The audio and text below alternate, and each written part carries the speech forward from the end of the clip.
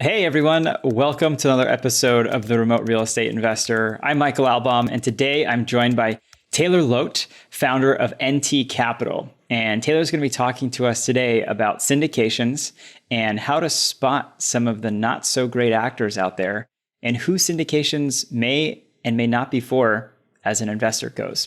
So let's get into it.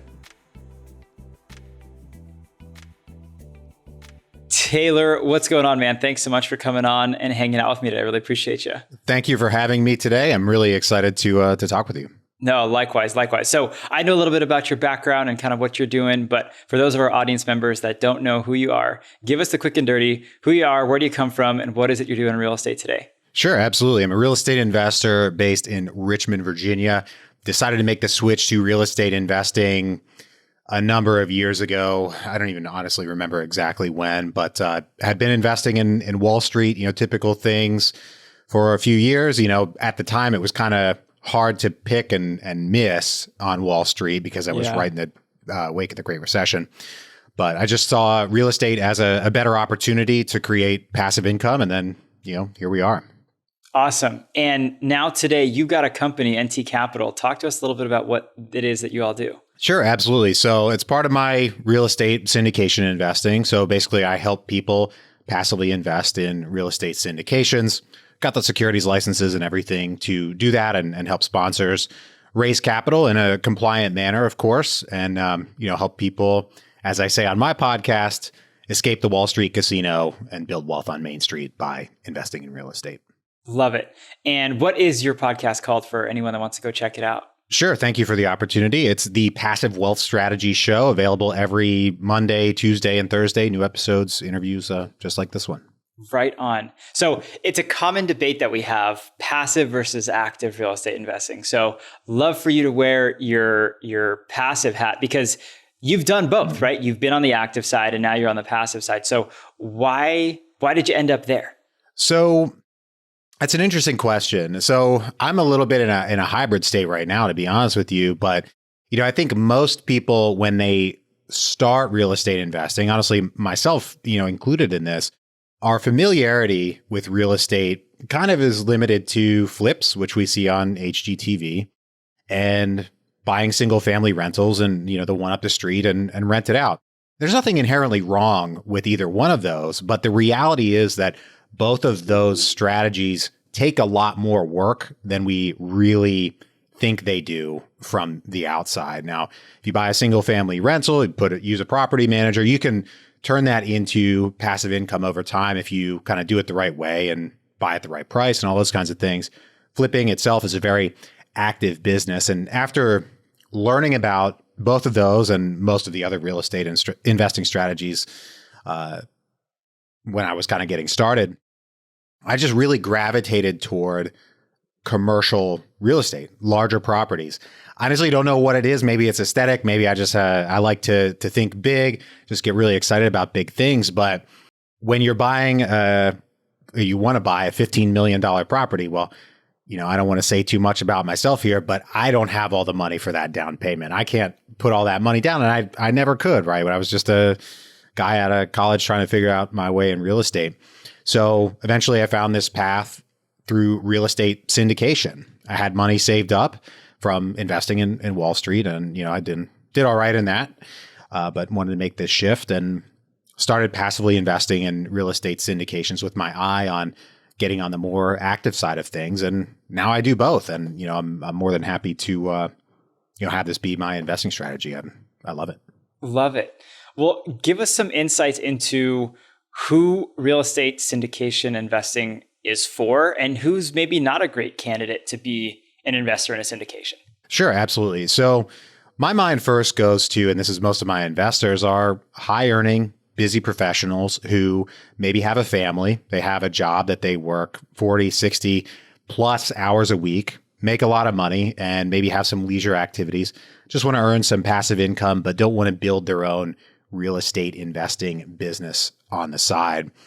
They want to maybe, like I said, I say this a lot, I harp on this, get out of the Wall Street casino and invest in real estate. Then that may be a good fit, because if you're somebody who earns a couple $100,000 a year, then I think you should think about what your time is worth in terms of dollars per hour and where you can best allocate your time, because time is our most finite resource. And I was kind of debating whether I was going to say this, but today is my 33rd birthday. And I'm always thinking about the shortness of life, I guess, if you will. And I think from your investing standpoint, you should think about that. We all only have 24 hours in the day. If you do really well in your career, then bear that in mind when you're considering an investing strategy that could kind of be another job, like maybe flipping is often another job for folks. More active investors, again, I love active investing. You need to be ready to put the work in. It's a lot of work to invest in real estate, find deals and do deals, especially today when interest rates are going up and prices are at all-time highs. And we're seeing some softening in the retail market in particular, which, we have to kind of we have to work with the market that we're given and we find ourselves in. So, if you're willing to put the work in, I say go for it. There's absolutely nothing wrong with that. I like putting the work in on my deals and everything.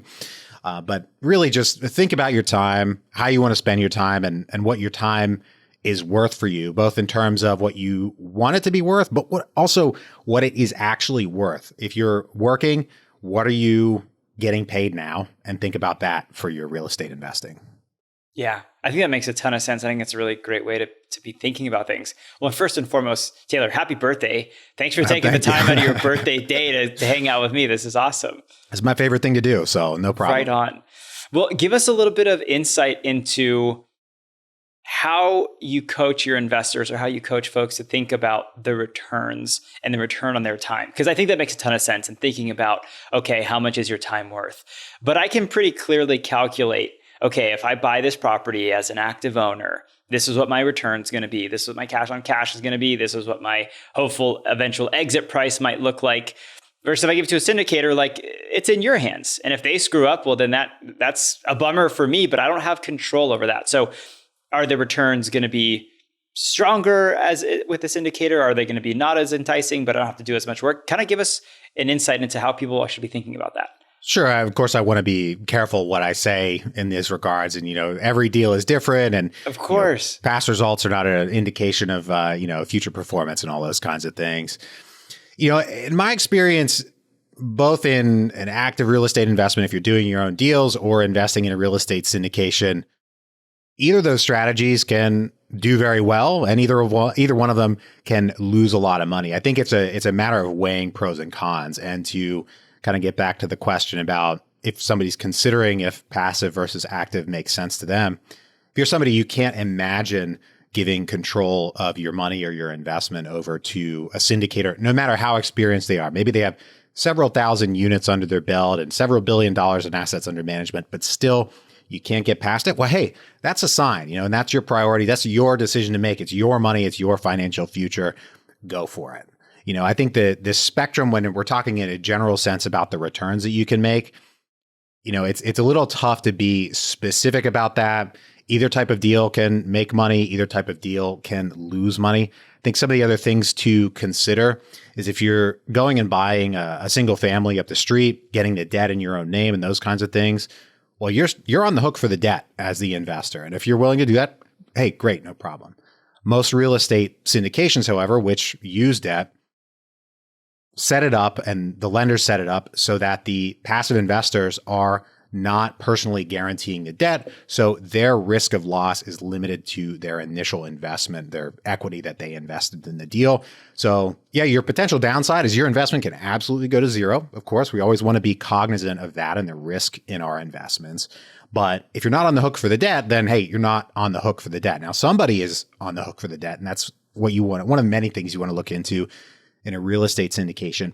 Who's guaranteeing the debt? How are our interests aligned that, hey, we all want this deal to perform, and if it goes wrong, it's going to be worse for, say, the general partners who are guaranteeing the debt? Those are things we want to think about. But again, debt is a big factor in real estate investments, and it's one of the risks that as a passive investor in a syndication, you can kind of take off the table for yourself, and the general partner or a key principal or somebody else will guarantee the debt. That's a really interesting point that I want to come back to. But since you were describing the person that really can't give up control, I think that's me. In a lot of instances, I'm a recovering engineer. And so I like to engineer the crap out of things. But I'm just curious, have you come across people that like really want that high degree of control, but also invest in the stock market? That's an interesting question. And I think, yes, I think maybe we've been kind of trained or programmed, or maybe it's the way that media talks or something, but we think that when we're buying a portfolio of stocks, hey, I have the control because I get to hit the buy and sell button, which is true. You do get to do that. But there are many other factors that are outside of your control. And when I was really heavily investing in the stock market, I got my props here, my books. This is the first book I read about investing, The Intelligent Investor. It's incredibly thick. I only read it once. It looks like a dictionary. It's huge. It's a ginormous book, but it kind of drove me toward index investing because I learned through this book, Benjamin Graham, and it's Warren Buffett's strategy as well, that I can't pick stocks. And I tried a couple times and I always lost out on it. I'm no good as a stock picker. But I think that having that buy and sell button really gives us the feeling that we do have a lot of control. And you do get that amount of control. You can buy and sell, but you can't control the fluctuations of the market. You can't control the positive or negative decisions that the executives might make, or kind of anything along those lines. Right. It always cracks me up when people talk about, yeah, I got so much control. And it's like, no, you don't. Like, stop kidding yourself.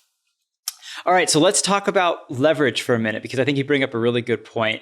And it's interesting to know that the general partner is usually going to be on the hook for the leverage, for the debt rather, and that it stops with the limited partner. But talk to me a little bit about how people think about debt to invest. So what I mean by that is, if I want to go buy a $100,000 single family home, I can go bring 20 grand to the table and get an $80,000 mortgage. Now I control $100,000 an asset, and the appreciation I see is going to be on that $100,000 number. Versus if I want to go to a syndication, can I go get a loan from that same bank and say, hey, I want to put $100,000 into the syndication?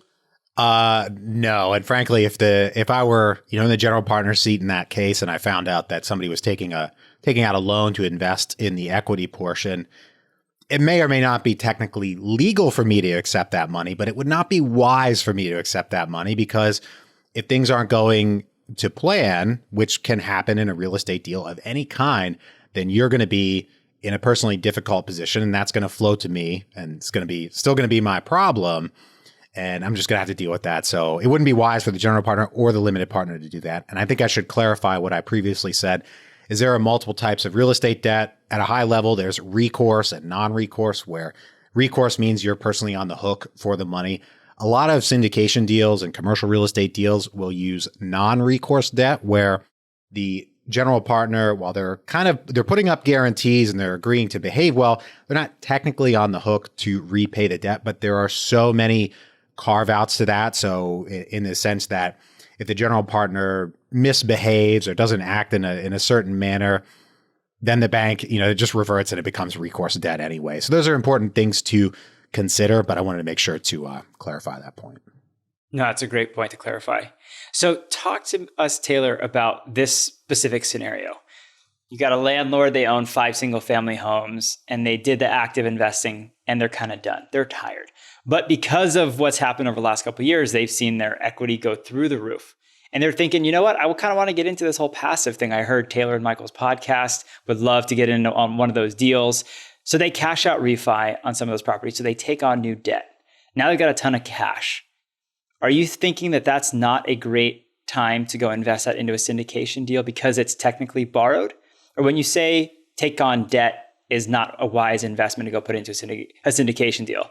Talk to us a little bit about that. That is a good point, and that is an interesting way to reframe that question. I suppose in my mind, in the previous question, I'd kind of interpreted that as, say, I'm Taylor, I'm going to go passively invest in this deal. I call my buddy Michael. I say, hey, man, loan me X $10,000, $50,000. I'm going to go invest in this deal, and I'm going to pay you, Y% over a certain amount of time. Well, that would not be wise. But say if somebody's pulling debt out of properties or applying a new mortgage, cash out refining properties that they already own, I think you can make a good case for that. I think it's one of the things where if you're in that situation, you need to consider, or you should consider, all of the available options. So interest rates are going up right now, but historically they're still at pretty much all-time lows, and values are at all-time highs in single families. We're seeing some softening going on, but it's not like we're currently in the midst of a crash. Now, I might be wrong about that, but something to consider. The way I would look at that is,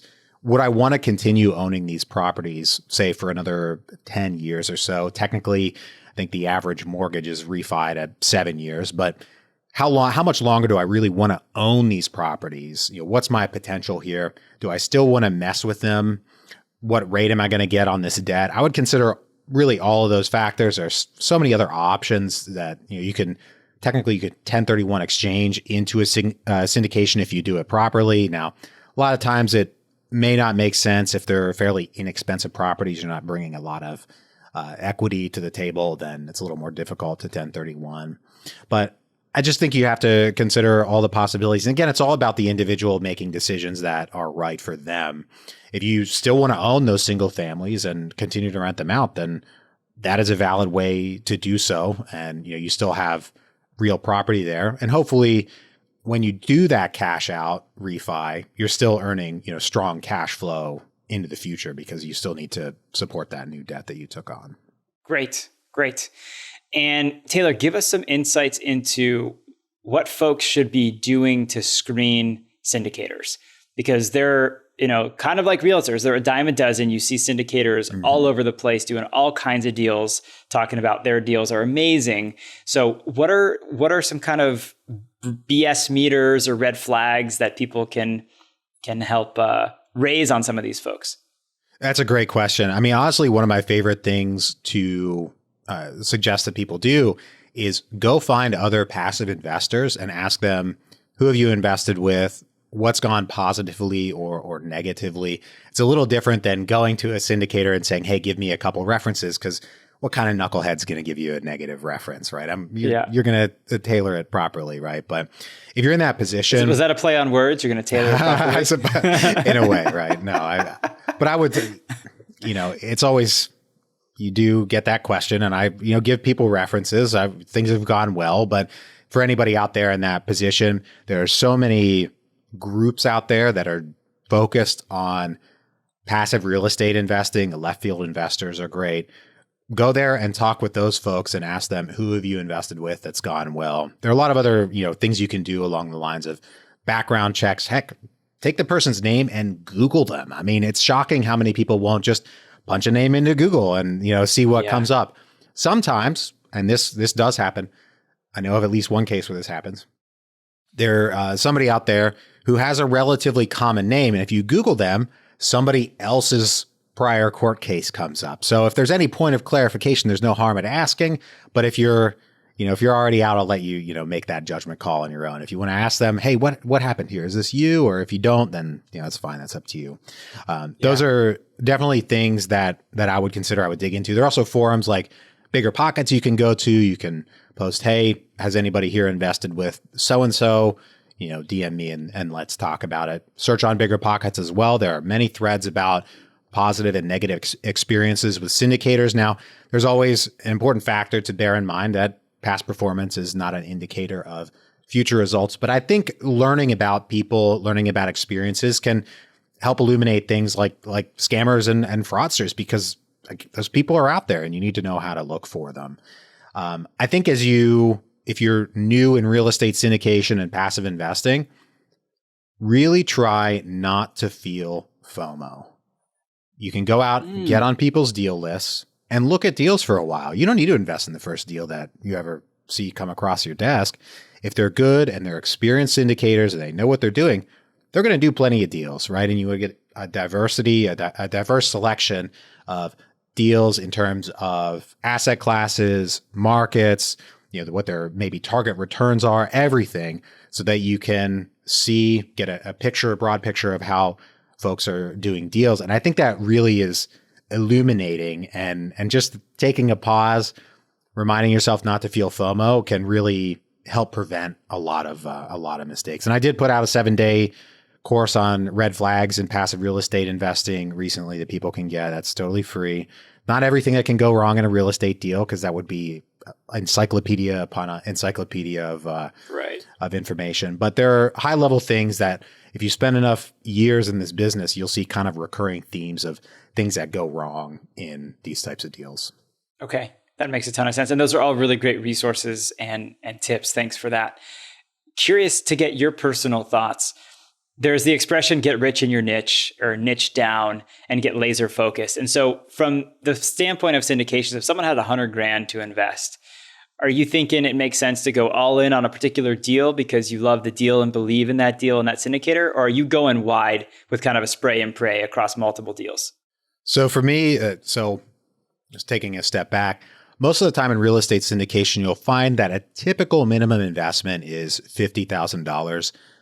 There are a lot of reasons behind that. If you're accredited, that means it gets into the weeds, but most real estate syndications can accept an unlimited number of accredited investors. But if I say 506B syndications can only accept up to 35 non-accredited investors. So they want to allocate those spots to people who are able to invest additional capital. And where I'm going with that is if they say a $50,000 minimum, but you're not quite ready for that and you're accredited, it doesn't hurt to ask, say, hey, would you take 25? Would you take 35? Can we go a little lower? Because I'm trying to spread this out.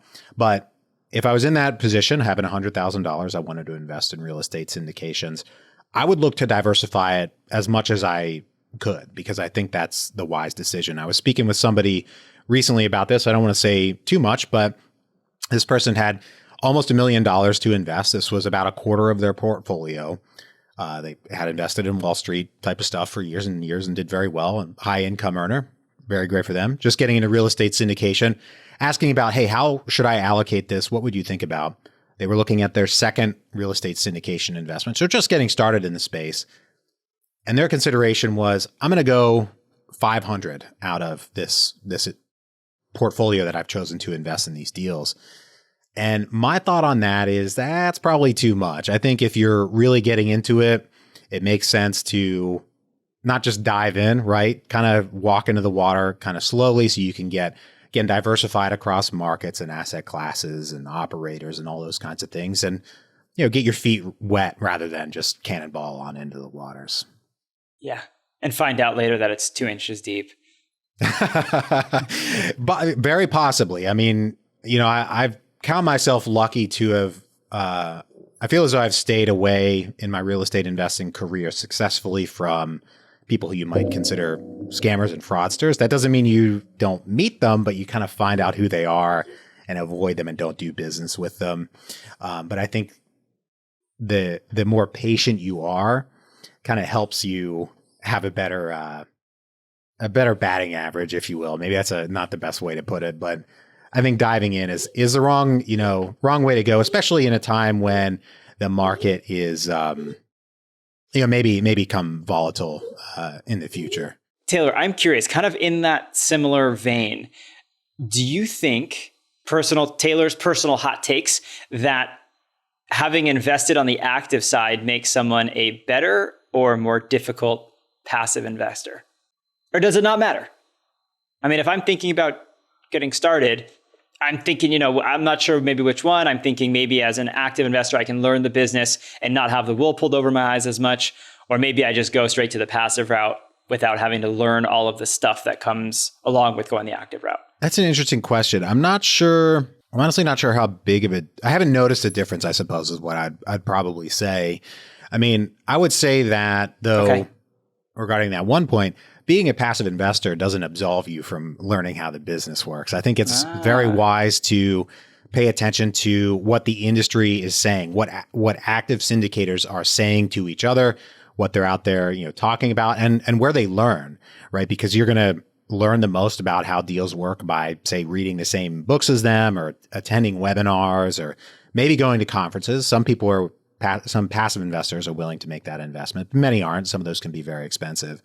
But just as a general comment, being a passive investor doesn't get you out of learning. You still got to learn. Okay. No, I love that. I've always been preaching that you got to learn the fundamentals from the get-go, because who knows, you might learn that real estate investing isn't a great place for you. And I think that's important to be cognizant of too. So kind of, again, thinking similarly through that thought exercise, if we go back to our prior example of this I'm the active owner. I own 5 single families looking to get involved in the passive side. And I'm looking at a pro forma from a syndicator. And all I know is a single family space, right? I've purchased homes, I've done renovations on homes, done CapEx, that sort of thing. And I see a line item, big apartment building, 15 million, like you mentioned, and their CapEx reserve is 250 a door.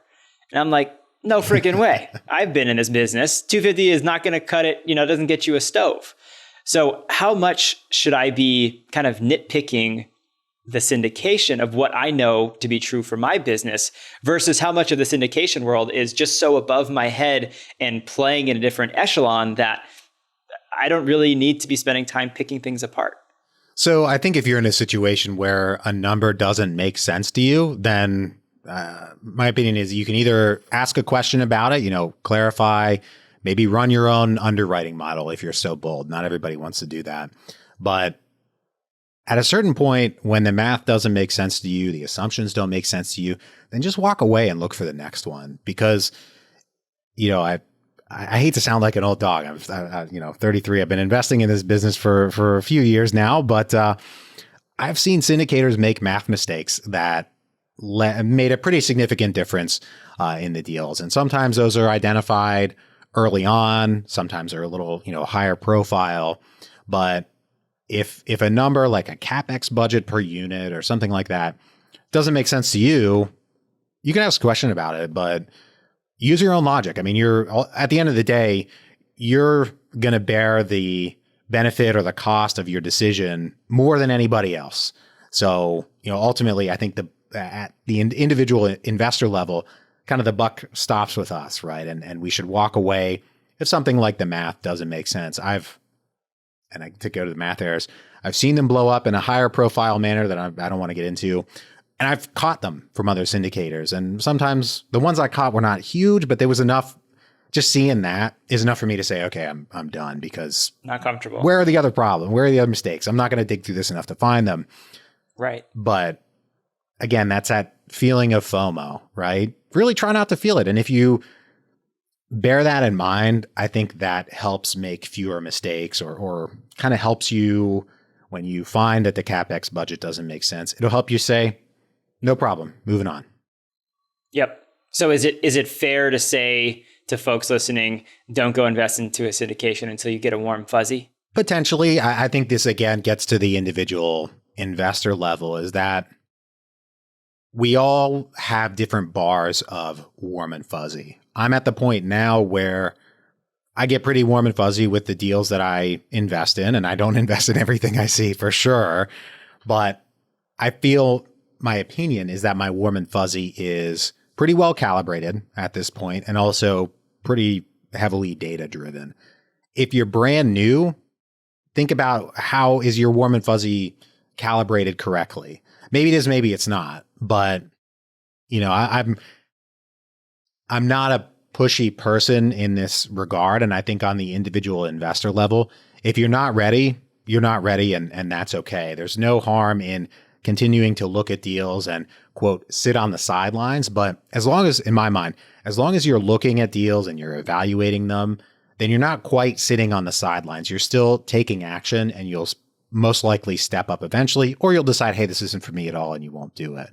But in that sense, consider whether your warm and fuzzy is calibrated correctly. Maybe it's not. Maybe you're a little too cautious, or maybe you're actually being a little overly trusting, if you will. Maybe you're miscalibrated in the other direction. Yeah, I think that makes a ton of sense. Well, Taylor, man, this has been a super, super fun interview. Where can people learn more about you, reach out to you, invest alongside you if they're interested in doing so? Sure, absolutely. So we already mentioned my podcast, The Passive Wealth Strategy Show, available, where you're listening to us right now, I'm sure. My company, NT Capital, you can find out more at investwithtaylor.com. Or I mentioned the free 7-day video course I put out on red flags in passive real estate investing. That's available at passiverealestatecourse.com. Awesome. Well, hey, man, thanks again for coming on. Really appreciate you taking the time, and I'm sure we'll chat soon. Thank you. I hope you will. Bye. Okay, everyone, that was our episode. A big thank you to Taylor for coming on. Really insightful. Again, I love some of those questions that you can ask syndicators to get an idea of whether or not it makes sense to invest alongside them or with them. As always, if you liked the show, or even if you didn't like the show, we'd love to still hear from you. Leave us a rating or a review wherever it is you get your podcasts, and we look forward to seeing you on the next one. Happy investing.